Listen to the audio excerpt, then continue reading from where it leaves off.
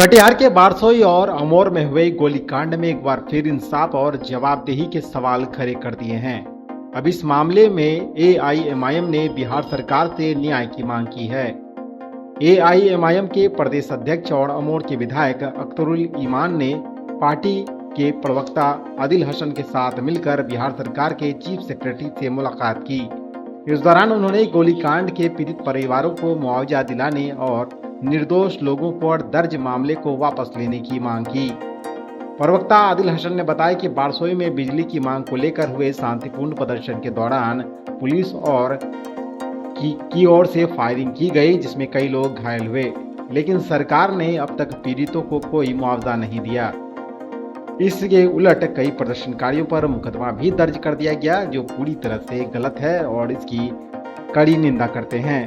उन्होंने कहा कि इसकी पूरी जांच होनी चाहिए और निर्दोष को पूरी तरह से मुक्त करना चाहिए, उन पर मुकदमा वापस ली जानी चाहिए। सरकार का उससे भी रिपोर्ट आ गई है एसडीओ की लापरवाही और प्रशासनिक तंत्र की लापरवाही थी।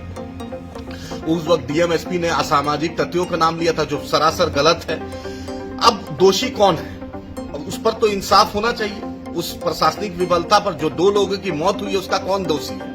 इस पर 302 का मुकदमा होना चाहिए, क्योंकि प्रशासन की गलती से वो दोनों मासूम की जान गई। हम पहले भी लगातार अख्तरुल ईमान साहब, बैरिस्टर असदुद्दीन ओवैसी साहब इस मुद्दे को उठाए थे। हम उनके पीड़ित परिवार के भी घर गए थे और लगातार सदन के बाहर भी अख्तरुल ईमान साहब ने इस मुद्दे को उठाया था।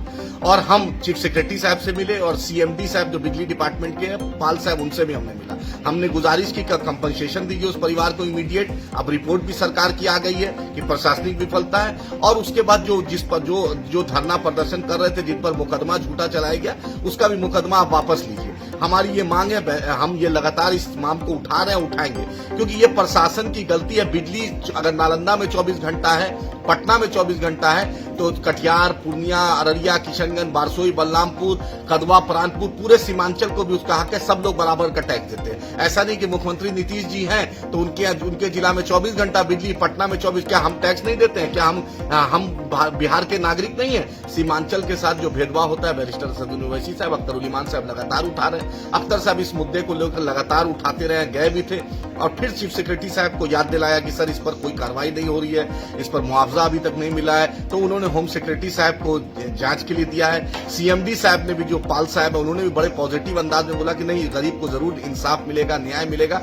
जो मदद होगी हम लोग करेंगे। तो उम्मीद है आने वाले कुछ दिनों में इंशाल्लाह इस पर इंसाफ मिले, और जो मासूम गया उसके घर को तो हम उसका चिराग तो लौटा नहीं सकते हैं, लेकिन उसके साथ खड़े हैं। उसके इंसाफ जब तक हम नहीं दिलाएंगे, हम उनके साथ खड़े हैं। और ये मुद्दा हमारे पॉलिटिकल मुद्दा नहीं है, ये एक सच्चाई है जिसके साथ नाइंसाफी हुई है। हम उसके साथ खड़े हैं और नाइंसाफी के खिलाफ हम आवाज बुलंद करते रहेंगे जब तक उन लोगों को इंसाफ नहीं मिले।